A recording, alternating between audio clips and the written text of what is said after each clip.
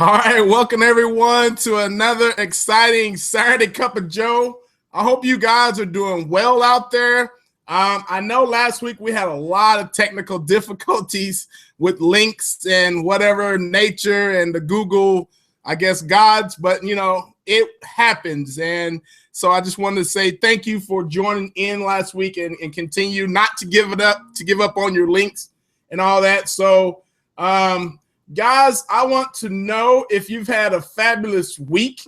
I have, of course, I've kind of lazy this week. I've cooked all week long. I don't know what was going on. I had recipes after recipes after recipes. I just couldn't stop. So today is my last day of cooking. I'm going to get busy next week. I did make a lot of calls. I did answer a lot of calls. So I worked a little bit. So I'm not going to lie. I worked a little bit. Today, we have a very, very special guest. And I'm getting a lot of doo-dooms. That means my Facebook group is talking and something's going on here. So there's probably some people going, hey, what is that? What's going on? Can't get the link. Or I've sent you an email just in case you're having issues coming on. So I just want to let you know, just go check out your emails and everything should be there. All right. So with that being said, I want to introduce to you today a very, very exciting guest. She's amazing. I wish we could have had her on like 5 minutes ago.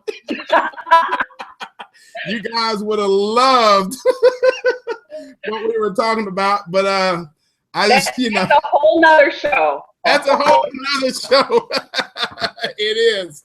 Let's see here. One thing I do want to tell you, if you have questions, please go to the chat group and we will get started from there. So with that being said, I want to bring on Nancy Roberts. She's an amazing trainer. She teaches entrepreneurs how to close. And this is a topic that some of us really need. Now, I myself know how to close, but you know what? You don't know what you know. And today we're going to bring on this lovely lady. There you are. How you doing today? Hey, Lam. I'm good. Doing good. Great, great, great. So I'm getting a lot of buzz here. We cannot see her. She is not there. Only her voice. Really? I am here. I really am. You are there. I see you just fine. That's weird. Huh. That is because you're live right here in front of me. I mean, if you're on Periscope, you can see her. She's right there, So anyway, I'm not a pigment. Yeah, I guess you're just invisible. That's how powerful you are. You're so nice and powerful. They can't see you. You know what I'm saying? So we're going to keep the show rolling. And I have sent out different links, guys. There's links in the Cup of Joe group if you can't see her. Now they see you. Never mind. All right, she arrived. Okay, I knew something was going on. So let's get started because I know you're in the middle of a training right now, and she's a superstar, guys. She trains entrepreneurs. She's in the middle of training. Her business partner is handling the other part, and she's like here, and she's like, I got to go, Lim, after this. So we're not going to waste any time. How are you doing today, Nancy? I'm fantastic. I'm even better now. Awesome, awesome, awesome. So let me ask you this. Where are you calling from? Right. Oh, I'm sorry. What was that again? And she got stuck. And maybe her stream will unstick herself. You see, this is why we need to come up with better solutions when we're doing stuff online. You know what I mean? Your stream got stuck right after I said Rochester, New York. And I thought, how bad is Rochester, New York that you just stopped talking? Like, I know, right? Rochester, New York. And I'm like, huh? New York. Like I mentioned to you the other day, I'll be heading that way real soon. For those guys in that area, I will be in New York and from the 30th to, I think, the 2nd or 3rd of August or something like that. So that would be interesting. Good, good, good. So let's talk about you teaching entrepreneurs. How'd you get into this? What made you, come to that conclusion that I can do this? You put on that that S on your chest and you were ready to go. What made you do this? Well, about 13 years ago, I got fired from my dream job. Ooh. And so like any young professional who knows nothing, I decided to start my own business. Right. And I did a consulting business for 7 years. and I really struggled in the first 3 years. Had no idea how to sell. But after racking up $60,000 in credit card debt, I finally turned that business around, made it a 6-figure business. But the 7-year point, I went, well, I'm not working with who I really want to work with. I didn't want to work with companies anymore. I just had to start with a solo entrepreneur who was like I was back at the beginning of my business. $60,000 in debt. Yeah, don't ask me how that happens. Everybody always wants to know how $60,000 in debt. That's how you do it. You don't look at your credit card statement. That's how you do it. Right. And you just keep going. It's going to work. It's going to work. And that sounds like my wife. When we're going shopping, she's slicing and dicing. It's going to work. I'm just looking at her like I'm the enemy, you know? And I keep saying, it's going to work. So I get it. It's going to work. That's amazing. So, you know, you had your dream job and it was gone. So you had to make a decision. Okay, dream job is gone. Now I need to do something. There was that moment in life, you know? Yeah. Wow. Oh, yeah. That's amazing. Okay. Well, let me ask you this then. Speaking about, you know, you need to learn how to sell, and let's just move forward a little bit, because there's a lot of us on here who goes after, you know, big markets, small markets, and we try to sell online as well. You know, if you are trying to, let's just say you're going to, you know, approach a company, what is the biggest mistakes that people make when it comes to selling? Well, I can tell you the number one mistake I was making. I am a natural extrovert and I love to talk. So I was talking way too much. I thought that somehow the sales conversation was going to go well if I was presenting my services and convincing them why they needed to hire me. I learned really quickly. Actually, I didn't learn quickly. It took me 3 years to figure it out. I ain't gonna lie today. I took the slow track. Right? I finally realized, and it would happen when I would leave their office and I'd go back to write a proposal. And I would realize I didn't know anything about the problem. Right. And I'd sit there and try and write this amazing proposal to get me the business. And I couldn't write it because I hadn't dug into their problem enough. So over time, what I learned was I was not asking enough questions. I wasn't having the prospect speak enough about their problem. Right. So that I understood it well enough. Because here's the thing, people don't hire you for your solution. They hire you because you understand their problem. Right. And that's something I had to learn, to dig in enough with questions and stop talking. I mean, if you're talking more than 20%, you're talking too much. And the only way around that is to ask questions.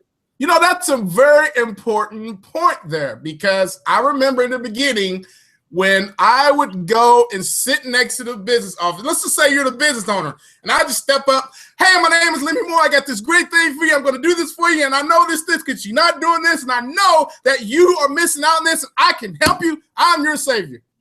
And they're like, get the heck out of my office, dude. No.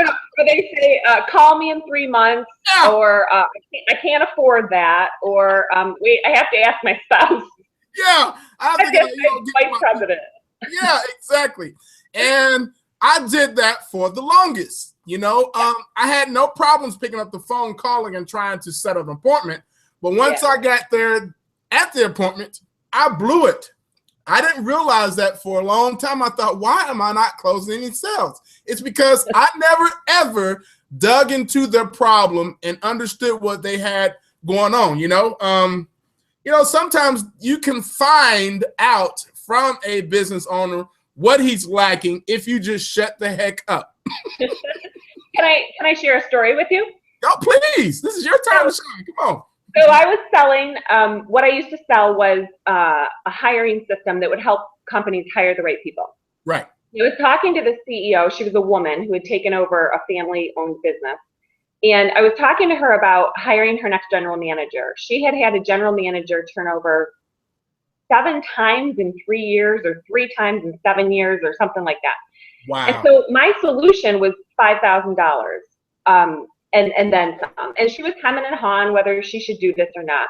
And she's been telling me about her problem in terms of what it was doing to the leadership team, what it was doing to the customers, what it was doing to the organization. But I just wasn't hearing any emotion in her voice. Right. It was just all like, you know, technical and logical. And so I finally asked her, I said, what is this doing to you personally? And she said, well, when I don't have a reliable general manager, I'm the one that ends up in the plant at night. I'm the one that gets called in on the weekend. I said, well, what's that like for you? Notice I'm not talking. I'm just asking questions. Right. And she said this. She said, if I miss my 8-month-old daughter taking her first step, I won't forgive myself. Oh. And this is when she got emotional. Like I heard it, her voice catch. And I realized that's her pain.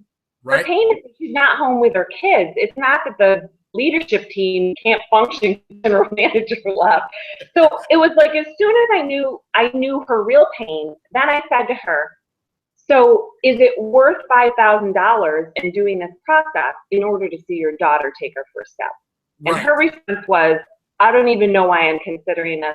Let's do it. Wow. You know, that's beautiful to hear. I remember a conversation, one of my business partners was telling me how he sat with a person and he was like, they fell into tears, man. I was like, they cried? He's like, yeah. And he said, after that, I was out the door with a check. I was like, you got a check? He's like, yeah. It's true. There's something called, and I don't want people to think this is like a manipulation technique, because we do get that question, but there's this thing called emotional leverage. Emotional leverage in a sales conversation. And what that means is, if you haven't asked enough questions to get the prospect to have the motivation to solve it, like they have to be very aware of their motivation to solve it, you will likely not get the business if you're charging what you're worth. Now you can charge low level, prices and things like that and walk away with business.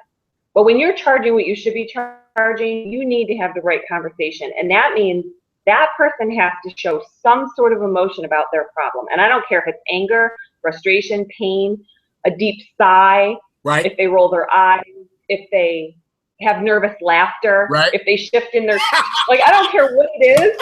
I want to see a response to know I've nailed it. That's the pain. And that's the pain they're willing to solve. Nervous laughter. You know what? My wife says I have that sometimes because she'll ask me a very important question that I want to avoid.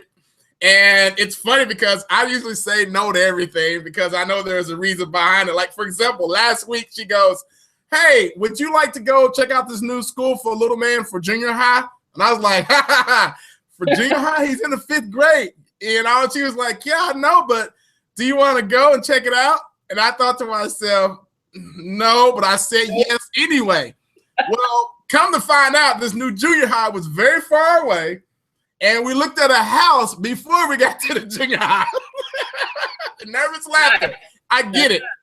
I totally get that. So let me ask you this, and that's great information, and thank you. And before I go there, I'd like to thank everyone for joining us on Periscope, Meerkat, and Saturday Cup of Joe. You guys are awesome. We have questions inside of Saturday Cup of Joe group. If you want to give Nancy some, I would like to thank you guys for joining us. Right now, we're talking about the psychology of closing people, getting inside of the person you're trying to, sell to, getting inside of their head. And this is important because I have messed this up for years, and even Nancy owned up to it. You got to love a woman who owns up to what she said. She's like, I messed up for a while, and then I figured it out. So that's good. We're on the same level here.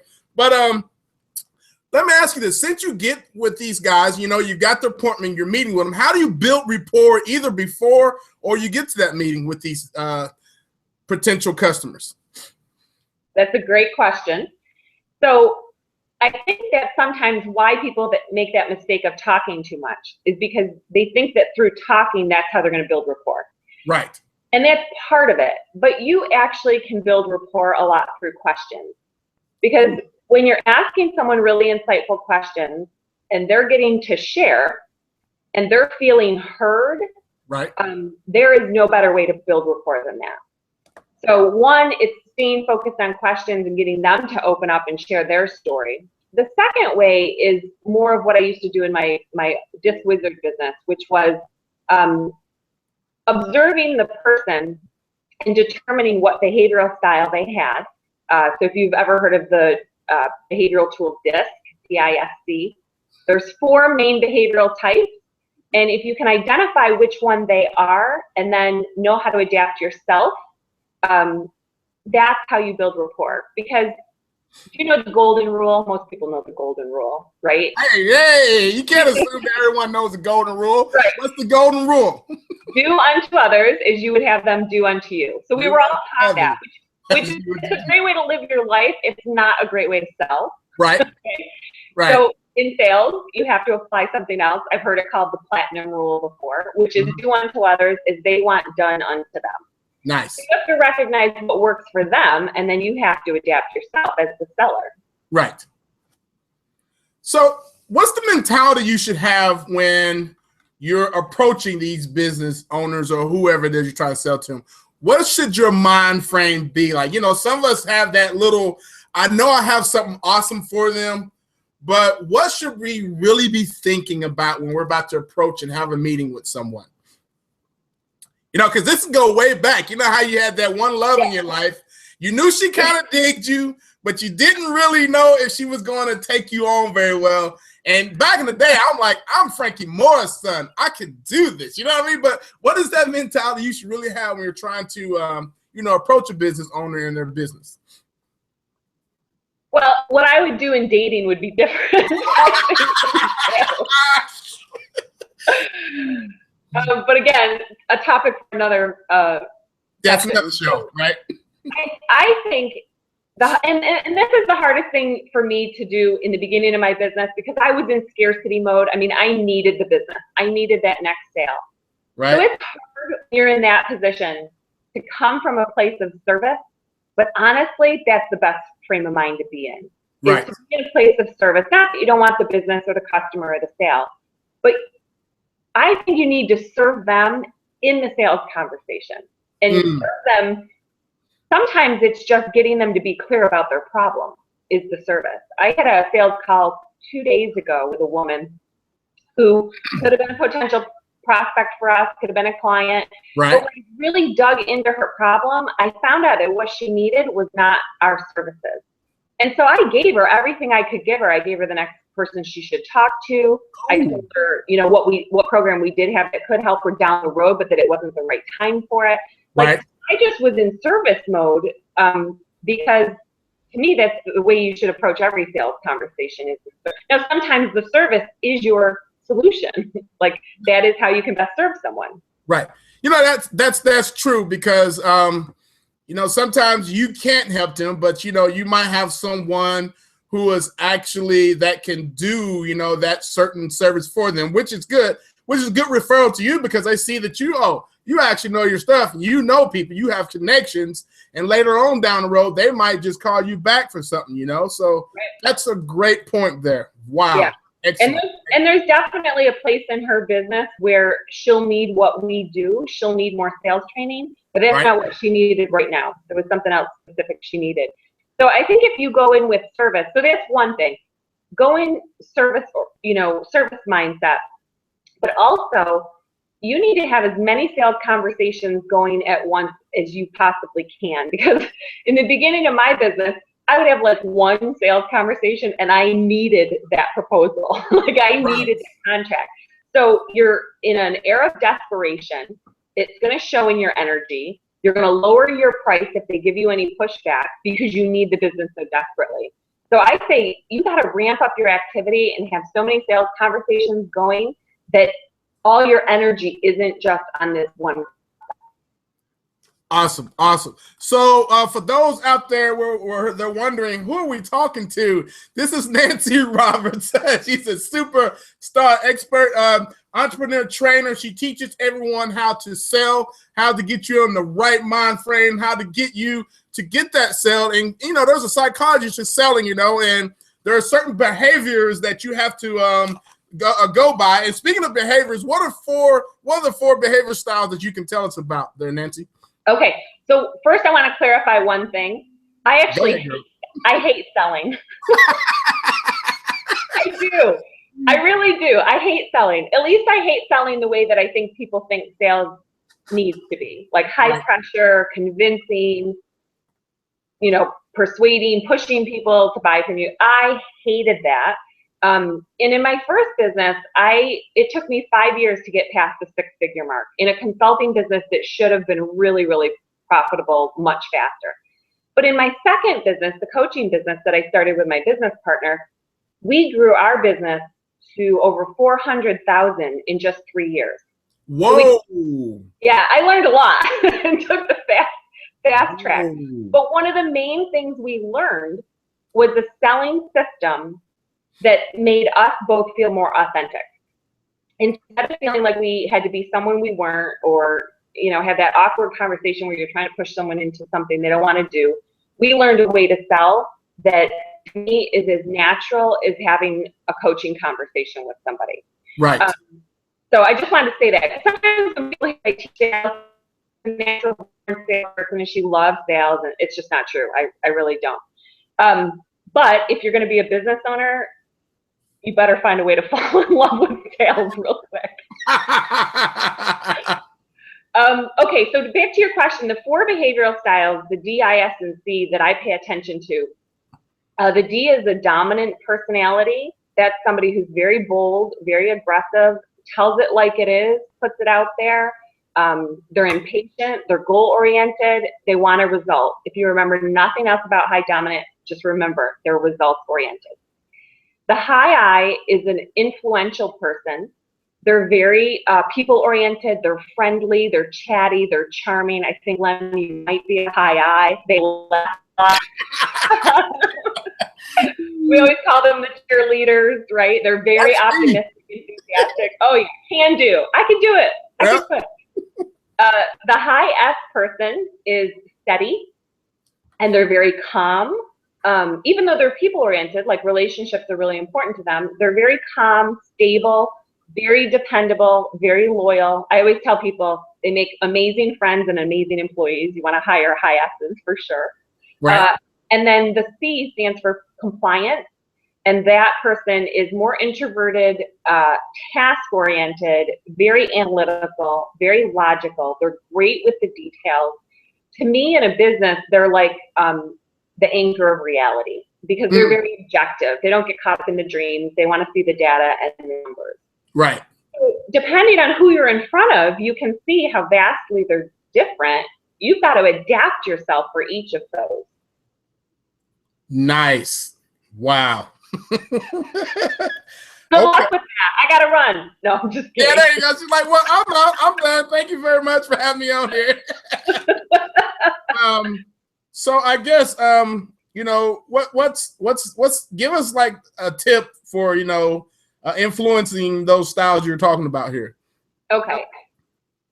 So each one of those styles wants something different. Right. Okay. So the D wants results. I told you that. Mm-hmm. Remember that.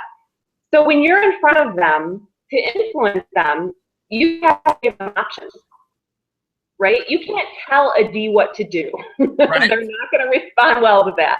Right. So if you have an aggressive selling style and you come up against a D, you're going to just have a war on your hands. So if you give them options, that goes a long way because now they get to choose and they feel like they're in control. True. With the high influential person, they're all about the experience, being in the moment, having fun.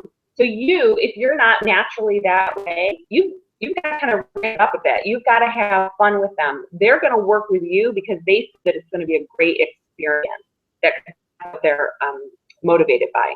Right. The high steadiness person is motivated by security. Everything they do has to bring them more stability and security, especially for their family, if they happen to have a family.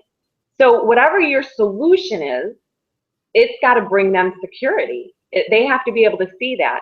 And also in your sales presentation, you have to provide security, which means you don't rush the high steadiness person to a decision. We firmly believe that you can close people in one meeting. As a matter of fact, it's usually our desire because the longer payment is from the sales conversation, the less likely it's ever going to happen. Whoa. Okay. Yeah. So the more meetings that have to take place, the less likely the deal is going to close. So I CEOs push a credit card across the desk to me to get started on a project because I helped them see the urgency that they had to solve the problem, or created that sense of urgency. So with an S though, don't try it. S's have to think about things. They have to process. You don't want to push them to a decision. You're going to break trust with them. So they're the person that's going to need multiple conversations with you. And then the high compliant person, they're all about information. Information is what makes them feel secure. So you have to give them enough information about your program or your solution or your product for them to be able to make a good decision. That's amazing. Urgency. I always kind of wondered about that because, yes, I do remember some times that I had way too many meetings and it turned out going nowhere. And I was like, this doesn't seem like it's going to happen. I was like, this can't be normal. This is way too many meetings to try to close this one deal. I was like, something's not right. And that's funny you say that because I've experienced that. And I didn't realize the pattern there, which is, and I'm glad you brought that to, our attention now. I just want to address one thing. Because one of the most common objections in our industry, which is the coaching and consulting industry, is I don't have the money or I can't afford that. Right. And we really believe that everybody has the money. It is a belief of ours. What they don't have is a sense of urgency to solve those problems. That's a good point there. Everybody that's true. Can find the money for what they think is important. Everybody. That is so true. I've done it. Everyone, even the brokest person can do that. If they need a car, they come up with money to get them a car because they want a solution. They're tired of walking. So if a business tells you, if they needed a kidney, they would find the money. Yes, so exactly. I've had women say no to our coaching services because I know they just spent $5,000 on soccer equipment for their children. Yep. So the question is, why is your kid's soccer camp more important than you growing your business? Woo, boy, I tell you what. I talk to most women like that. You'd be surprised how well it works. Wow. Because here's the thing. Nobody's asked them that question before. Right. Nobody has asked them that question before. And now they have to think about something they need to think about. And their answer may come up and say, it's not as important as my kid. Okay, that's great. But a lot of times it's, wow, I've never really thought about why I keep putting myself in the background like that. Huh. So, wow. Wow. I don't know what happened there. Some people said, we can't see you, Lim. But maybe that's why, because my picture keeps going away. Who knows? But there I am, I believe. Anyway, I know you can see me, but I keep getting some messages saying we can't see you.